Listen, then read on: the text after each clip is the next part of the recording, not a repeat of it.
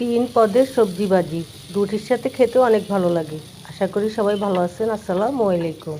চুলে একটি fry pan বসিয়ে পরিমাণ মতো তেল দিয়ে দিব। তেল গরম হলে কিছু পেঁয়াজ কুচি দিয়ে দিব, স্বাদ মতো লবণ দিব, হলুদ গুঁড়া, জিরা ধনিয়ার গুঁড়া, মরিচ গুঁড়া দিয়ে দিব, কয়েক টুকরো কাঁচামরিচ এবং ধনেপাতা কুচি দিয়ে মশলাগুলি ভালো করে কষিয়ে নিব।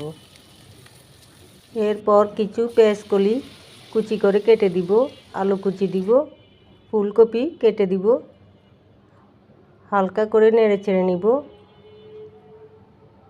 ঝটপট তিন পদের সবজি ভাজি করে নিব। ঢাকনা তুলে আবারও নেড়ে চেড়ে দিব, আবারও ঢাকনা দিয়ে 2-3 মিনিট ভেজে নিব। তৈরি আমাদের তিন পদের সবজি ভাজি। ভালো লাগলে সবাই লাইক, কমেন্ট এবং সাবস্ক্রাইব করে পাশে থাকবেন। সবাই ভালো থাকবেন, সুস্থ থাকবেন। আল্লাহ হাফেজ।